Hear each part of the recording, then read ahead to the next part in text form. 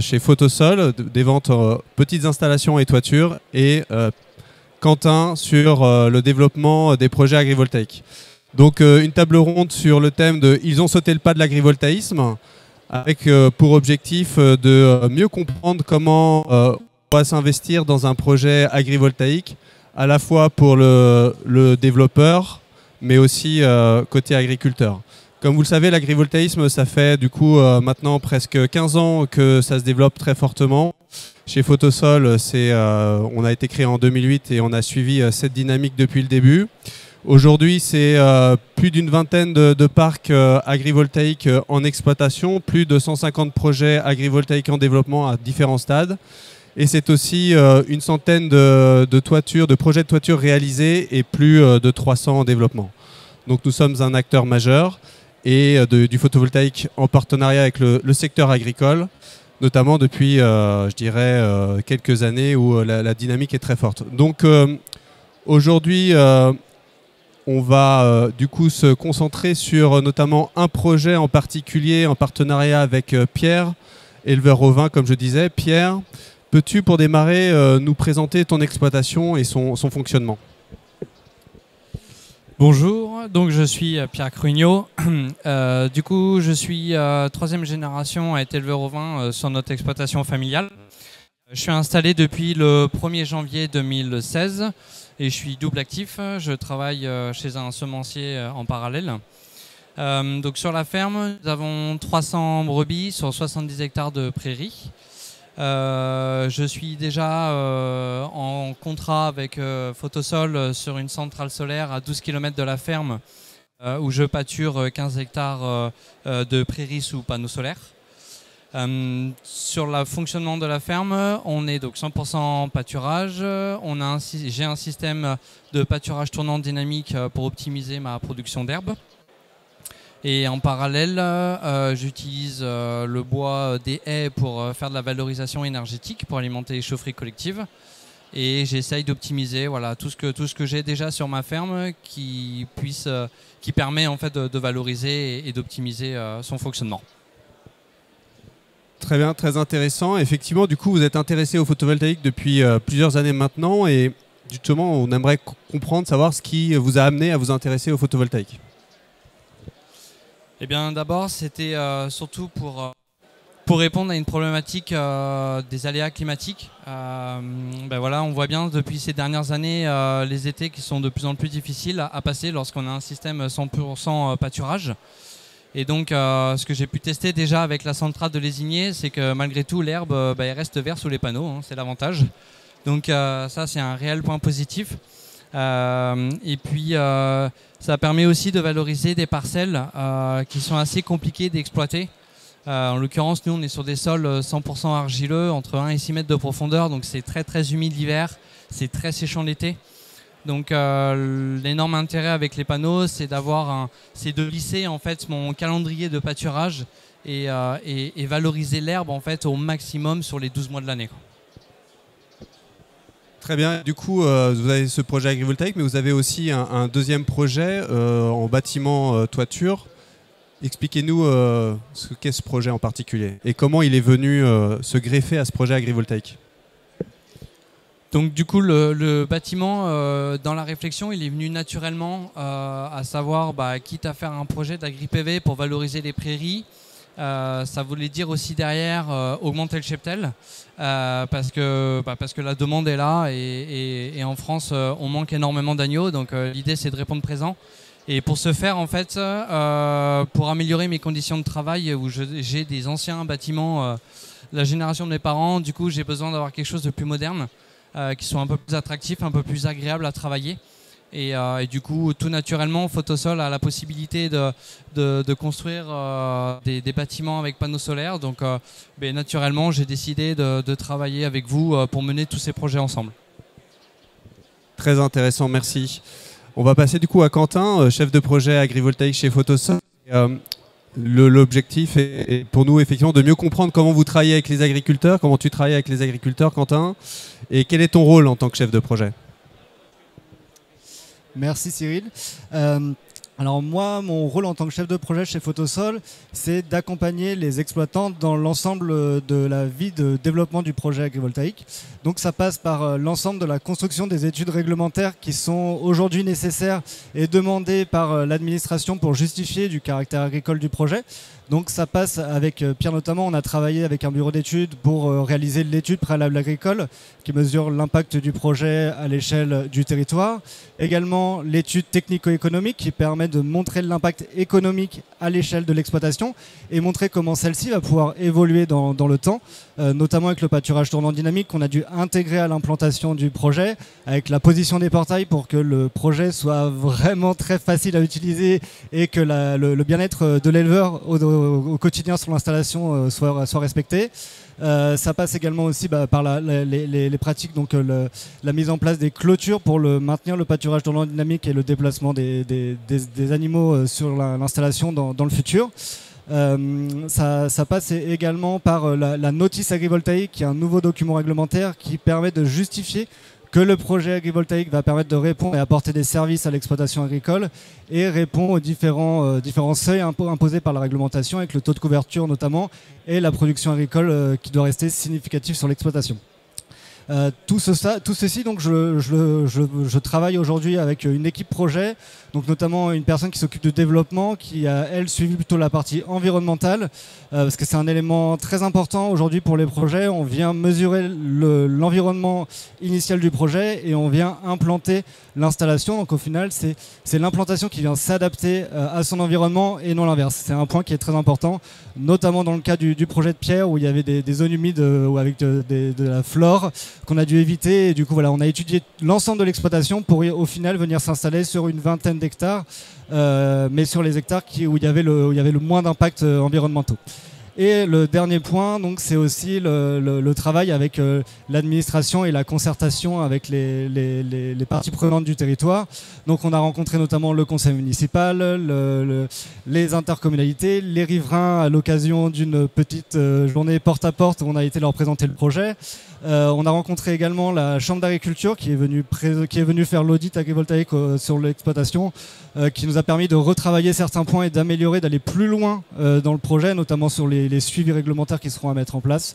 Donc voilà, aujourd'hui c'est l'accompagnement de l'exploitation sur toute la durée de vie de du parc, et essayer de se projeter au maximum et de prendre en compte, au final, de comprendre les enjeux de l'exploitation pour que derrière ça soit le plus simple pour Pierre en l'occurrence, de maintenir son activité sur l'exploitation. Très bien, et du coup effectivement c'est un travail de longue haleine qui se fait étape après étape, mais la question qu'on peut se poser, c'est finalement qu'est-ce qui fait la réussite d'un projet agrivoltaïque et qu'est-ce que c'est qu'un bon projet agrivoltaïque, parce que tous finalement tous ces projets, il y en a beaucoup, vont donc être menés sur le territoire, mais potentiellement tous ne pourront pas voir le jour. Seuls les bons projets pourront voir le jour. Et donc, qu'est-ce qui fait un bon projet ? C'est une vaste question, mais qu'est-ce qui fait un bon projet ? Donc, c'est un projet qui va être pertinent, qui va être adapté à l'exploitation et qui va être viable pour l'exploitant. Donc au final, on part d'une page, d'une idée, d'un projet qui a déjà bien été réfléchi par l'exploitant. Mais pendant les 3 ans, on va rencontrer du monde, on va être à l'écoute, on va échanger beaucoup. On avait des appels réguliers avec Pierre pendant les 2 années de développement et de construction du projet. Donc voilà, c'est être à l'écoute, être à la recherche de l'innovation et être également très moteur dans le projet. Parce que sur la fin du développement du projet, dans la phase d'instruction, il y a une commission qui s'appelle la CDPNAF, donc la commission départementale de la protection des espaces naturels, agricoles et forestiers, qui réunit un certain nombre de parties prenantes du monde agricole et des territoires, qui est un passage très important. Et lors de ce passage, c'est très important de montrer que l'exploitant agricole a participé à la construction du projet, qu'il connaît le projet. Et avec Pierre, c'est ce qu'on a fait aujourd'hui. Il connaît le projet mieux que nous peut-être, parce que c'est lui qui vraiment... on a retranscrit tous ses besoins. Et voilà, aujourd'hui, ce qui fait vraiment la différence, c'est le porteur du projet et son intérêt et son investissement dans le projet. Merci Quentin pour cet éclairage. Et justement, du coup, Pierre, on vient d'écouter Quentin nous expliquer comment devait être développé un bon projet agrivoltaïque, ce qu'était un bon projet agrivoltaïque. Est-ce que toi tu es d'accord avec ce qui vient d'être dit? Est-ce que tu as des remarques, des choses à ajouter?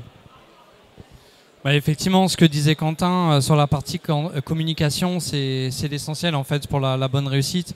Faut savoir qu'on a mis quand même 1 an et demi à définir un cahier des charges entre mes contraintes et les contraintes de Photosol. Et c'est comme ça, c'est du partenariat, c'est du donnant-donnant. Il faut que tout le monde puisse s'y retrouver. Il faut établir les choses très précisément dès le départ. Comme ça, il n'y a pas de surprise au fur et à mesure de l'instruction du dossier.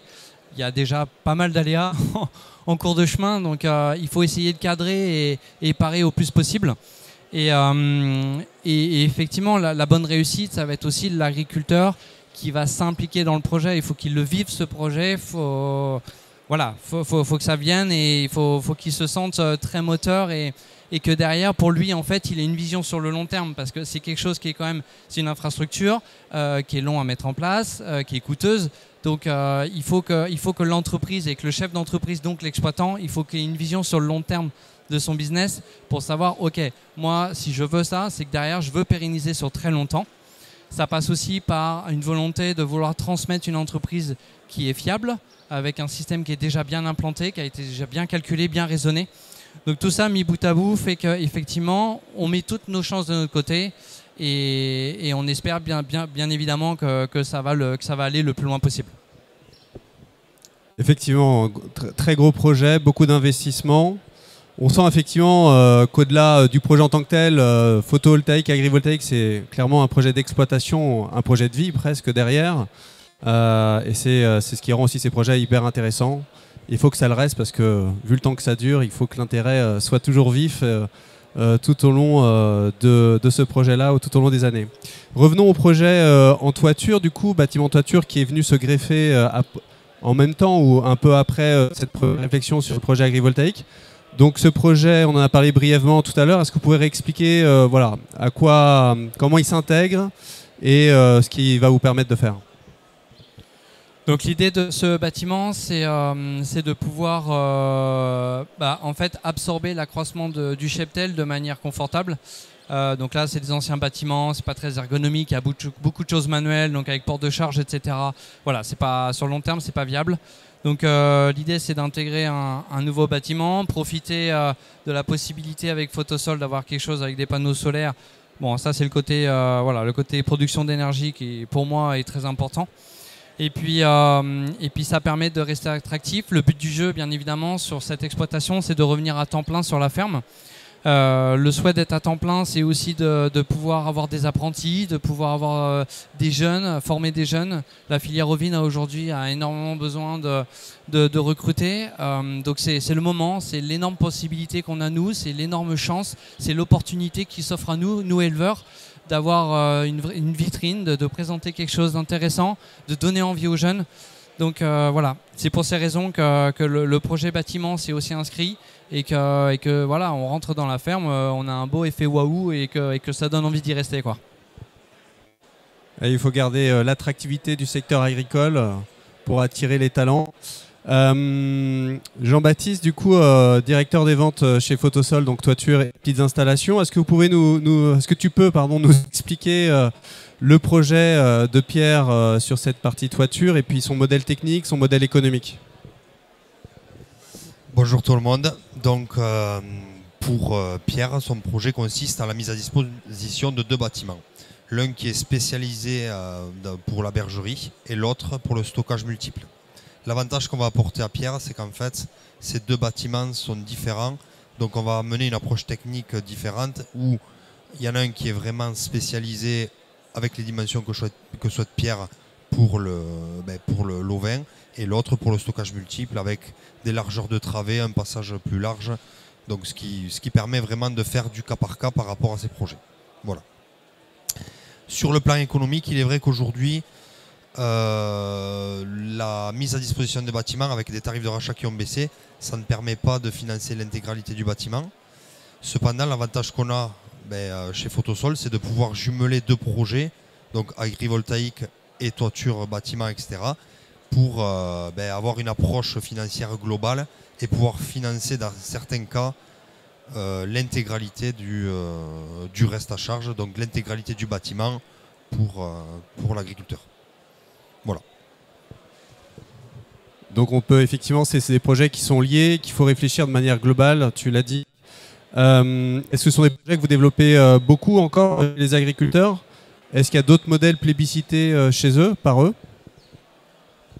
Alors oui, donc c'est des modèles qu'on réalise encore, mais il est vrai qu'aussi aujourd'hui, la tendance est faite que l'agriculteur, certains financent leurs projets, donc nous on est capable de leur faire un suivi de A à Z, donc c'est-à-dire que quand ils financent eux le projet, ils revendent eux-mêmes l'électricité, donc on peut les suivre sur ce type de projet. Et il y a aussi dans certains cas, et ça c'est très très important, on peut réaliser aussi des projets en autoconsommation qui permettent vraiment d'être souverains dans leurs dépenses énergétiques. Et on a tous entendu parler des révisions tarifaires qui ont eu lieu cet été là, sur la toiture. Est-ce que du coup le PV en toiture reste toujours pertinent aujourd'hui? Est-ce que c'est vraiment la fin du PV en toiture ou au contraire, en tout cas, où est-ce que la dynamique reste? Alors il est vrai que les tarifs de rachat ont baissé, donc forcément c'est moins intéressant financièrement. Et donc comme je disais tout à l'heure, il y a souvent un reste à charge. Mais ce qu'il faut voir, c'est qu'une personne qui a vraiment un réel besoin de bâtiment, un réel besoin de stockage, cet apport photovoltaïque va lui permettre en fait de financer une grosse partie du bâtiment. Et c'est pas négligeable dans les temps qui courent. Et voilà, donc c'est vrai que quand je refais le parallèle à l'autoconsommation. Des fois, quand on regarde les factures d'électricité, quand on peut agir sur ça, ça permet d'avoir une assise financière, parce qu'on sait que si on autoconsomme, même dans 10 ans, si le prix de l'électricité explose, là on est souverain et on peut se projeter plus facilement. Merci beaucoup. Du coup, Pierre, donc on le disait depuis 2021 sur le projet agrivoltaïque, plutôt depuis 2024 sur le projet toiture. Où est-ce que tu en es aujourd'hui sur ces deux projets, concrètement? Donc sur la partie agri-PV, donc on est en attente d'avoir les informations pour donc la CDPNA, ce que disait Quentin tout à l'heure. Donc là, c'est bien, ça veut dire que voilà, notre dossier il est construit. On a tout établi, on est prêt à présenter quelque chose dont on est fier, dont on a vraiment envie d'en voir le bout. Donc ça, c'est important de le dire. Donc voilà, ça va être l'échéance qui est cruciale. C'est l'étape, c'est l'étape qui peut tout conditionner. Donc en attente, dans les starting blocks, prêt à présenter notre projet. Sur le parti bâtiment, donc c'est quelque chose d'assez récent. L'idée, ça va être de configurer exactement la surface pour les deux bâtiments de ce que j'ai besoin. Donc, voilà. Pour pouvoir optimiser à fond. Et donc, on espère avoir quelque chose à la fin qui puisse être très fonctionnel. Et du coup, concrètement, qu'est-ce que ça va changer? Enfin, on a parlé effectivement d'amélioration de l'ergonomie, du travail, de l'attractivité aussi de la ferme, etc. Au quotidien, qu'est-ce que ça va t'apporter? Eh bien, l'idée, c'est de pouvoir, donc avec tous ces éléments-là, avec l'augmentation du cheptel, l'idée, c'est de pouvoir revenir à temps plein sur l'exploitation pour pouvoir avoir plein d'autres projets que j'aimerais mener sur l'exploitation. Donc retrouver une vie de famille un peu plus normale, on va dire. Et puis ça permet aussi c'est quelque chose qui est important et j'y tiens aussi énormément, c'est qu'aujourd'hui les agriculteurs on a un rôle dans la société. C'est quelque chose qui avait été oublié, je pense, et c'est important de revenir là-dessus. C'est que là aujourd'hui d'un point de vue sociétal, il y a une réelle demande d'énergie, d'avoir quelque chose de propre, d'avoir quelque chose de local. C'est le moment. C'est le moment de le saisir, c'est l'opportunité. C'est toujours facile de dire on aurait dû faire. Voilà, là c'est maintenant. Là c'est maintenant, il faut y aller. Donc voilà, ça permet aussi de montrer une bonne image, de valoriser un peu notre métier, de dire qu'on n'est pas que des personnes un peu en retrait dans la campagne. On essaye d'être innovant. Ça s'inscrit aussi dans un projet de développement économique pour la commune. Ça c'est important aussi, il faut dynamiser nos communes. Donc tout ça mis bout à bout, on espère pouvoir faire avancer les choses à notre niveau. Merci beaucoup à tous et peut-être avant de nous quitter, est-ce que tu auras un conseil à donner aux agriculteurs qui veulent se lancer? Toi qui as une vision aujourd'hui 360 degrés du PV au niveau agricole, voilà, quel conseil tu donnerais aux agriculteurs qui sont encore à se poser des questions aujourd'hui? L'idée, c'est de bien réfléchir sur, sur comment ils voient la ferme dans plusieurs années. Pour ceux qui ont besoin de renouveler parce qu'ils arrivent, en fin de vie active, bientôt la retraite, c'est le moment de se poser des questions. C'est un outil qui est plus facilement, on peut le transmettre plus facilement parce que voilà, on a sécurisé les revenus, parce qu'on a quelque chose qui est très attractif. Donc c'est le moment de se poser cette question-là. C'est le moment aussi de se dire quand il faut innover, c'est maintenant. Ces projets-là, dans 5 ans, on ne sait pas comment ça va évoluer, mais voilà, c'est l'idée d'être chef d'entreprise, c'est de toujours se remettre en cause, de toujours chercher à trouver un nouveau moyen. Et donc là, c'est le moment. Posez-vous les bonnes questions, y réfléchir, ne pas avoir peur, il faut se lancer, il faut y réfléchir. On a la chance de pouvoir communiquer énormément, il faut se renseigner, on a la possibilité d'avoir des outils maintenant aujourd'hui qui permettent d'avoir pas mal d'infos. Il y a les réseaux, il y a Internet, il y a plein de salons comme le Space, etc. Donc c'est le moment et on a une page à tourner dans le monde agricole et c'est maintenant. Merci à tous. Merci Pierre, Quentin, Jean-Baptiste pour cette table ronde qui nous a permis de bien comprendre comment il fallait travailler ces projets et surtout qu'il fallait y mettre les tripes. Et on est fiers et on est tous contents, en tout cas chez Photosol, d'accompagner les agriculteurs dans ce projet qui est, je pense, quand même un projet d'un bout de vie, donc à bien réfléchir, à bien poser et à trouver le bon partenaire. Voilà, je vous remercie et à très bientôt à tous.